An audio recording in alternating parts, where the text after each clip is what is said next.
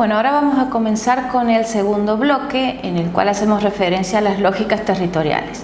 Las lógicas territoriales son los procesos que se dan en la ocupación del territorio.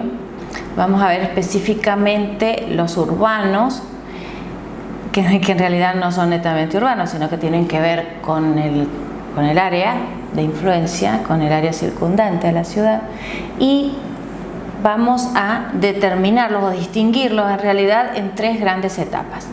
La primera de las etapas, que la encontramos en la diapositiva número 2, vemos que la ciudad en una época determinada, y vale aclarar que estas épocas o esta diferencia, podríamos decir, entre tres etapas, no todos los países las tienen en el mismo momento histórico, podríamos decir. Algunos países estos procesos se generaron en el siglo XVIII-XIX, en otros se generaron, como los latinoamericanos, en el siglo XX y algunos de los otros procesos todavía están en plena vigencia. Eso es indistinto, mejor dicho, es específico de cada realidad. En la primera etapa podríamos decir que la ciudad, en los momentos de su conformación, podríamos decir, sobre todo presentaba procesos de descentralización. Esta centralización que iba acompañada de concentración. ¿De qué? Concentración de personas, concentración de actividades, producto de la industrialización principalmente, que es cuando se empiezan a producir estos procesos allá en las ciudades europeas, cuando se industrializan, justamente como decíamos anteriormente, sobre todo en el siglo XIX, pero también algo se estaba dando en el XVIII, donde el campo empieza a perder población atraída justamente por la ciudad, foco de, como veíamos anteriormente, de industria que empezaba a aparecer producto de la revolución industrial y de la invención de la máquina de vapor, y justamente estas ciudades, núcleos de industria, núcleos de densidades altas, edilicias, ocupacionales o poblacionales, y sobre todo estas, ¿sí? Porque recordemos que la ciudad, sobre todo la europea en esta época, es una ciudad de base medieval, una ciudad muy, podríamos decir, ¿cómo les podría decir? Calles tortuosas, sin la infraestructura sanitaria que tenemos hoy en nuestras ciudades.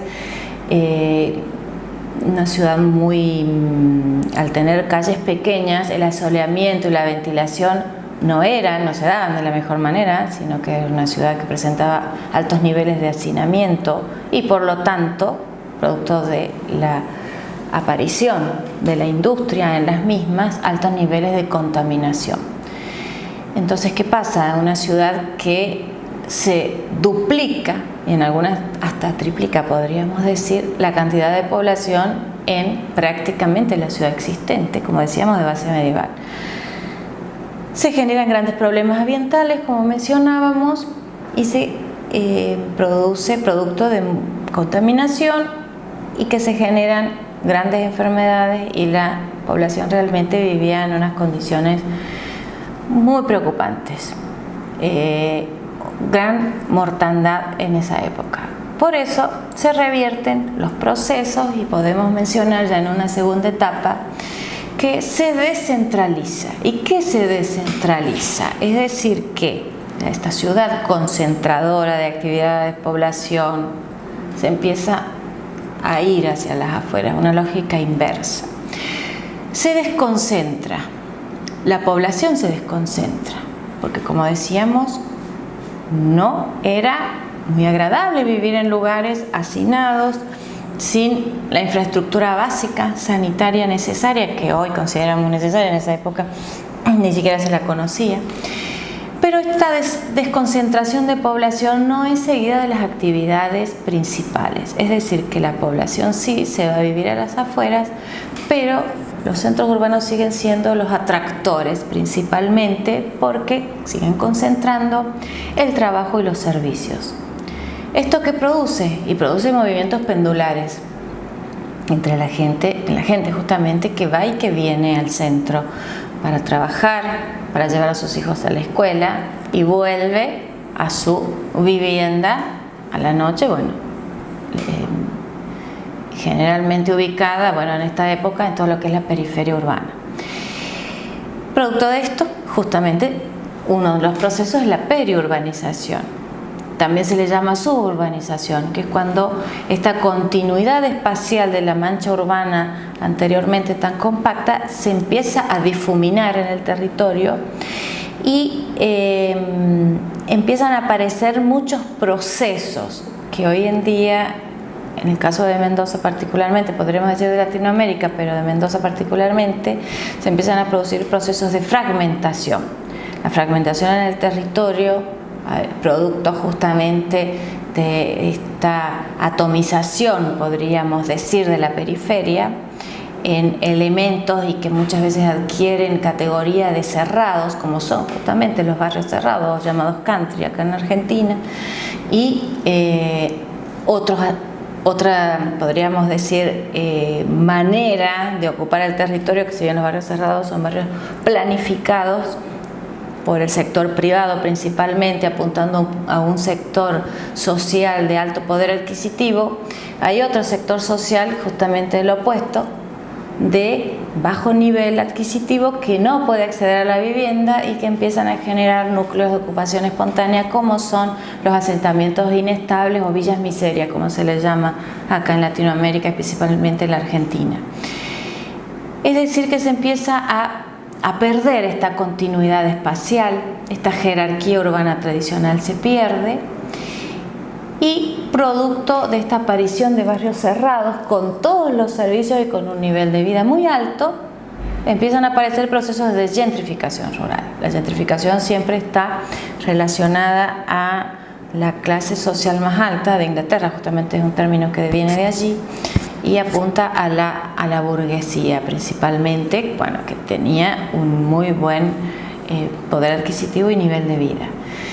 Podemos pasar en la tercera de las etapas a decir que producto de esta gran fragmentación del territorio, de esta dispersión que genera procesos de suburbanización, se vuelve a una instancia, como podríamos decir, similar a la primera. La gente decide volver al centro urbano, ocupar el centro urbano.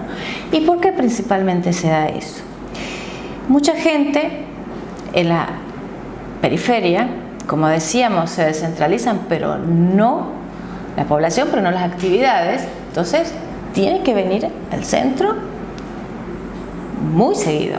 Y hay gente que se cansa, la gente mayor, gente que tiene hijos en edad escolar y decide volver al centro. Pero en las áreas centrales o pericentrales se generan nuevas tipologías, porque no vuelve a la tradicional casa en la cual sabía vivir, no. Vuelven a tipologías especiales que son similares, podríamos decir, a los country, o sea, todo el nivel de vida que ellos tienen en un barrio cerrado, pero replicado en el centro. La tipología es diferente porque empiezan a aparecer edificios en altura o complejos de vivienda, pero con espacios comunes, llamados amenities también, que tienen piscina, espacios de gimnasio. Entonces empiezan a replicar ese modo de vida de calidad, podríamos decir, más alta en los centros urbanos. ¿Esto qué empieza a generar? Empieza a generar otros procesos. La gentrificación urbana, justamente, es un poco reflejo de esto. Recién mencionábamos la gentrificación rural, ¿sí? Ahora la urbana, pero el concepto de gentry, de la sociedad burguesa, de la que tiene muy buen poder adquisitivo en Inglaterra, empieza a replicarse primero en la periferia y después en el centro urbano, ¿sí? Así que se busca calidad de vida, pero en el centro, donde están todos los servicios y la concentración mayor de actividades.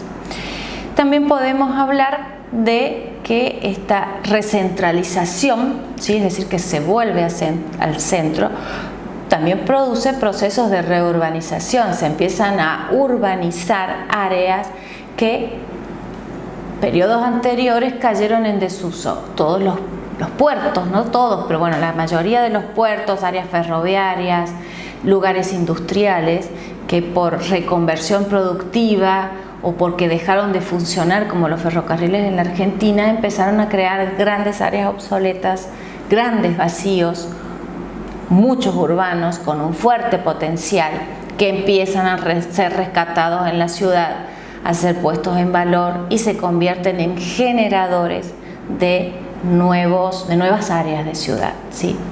A través de la reutilización de estos espacios vacantes o vacíos urbanos, que se empieza a tejer nuevamente esa ciudad que había sido, como podríamos decir, con grandes fragmentos que empezaban a romper esa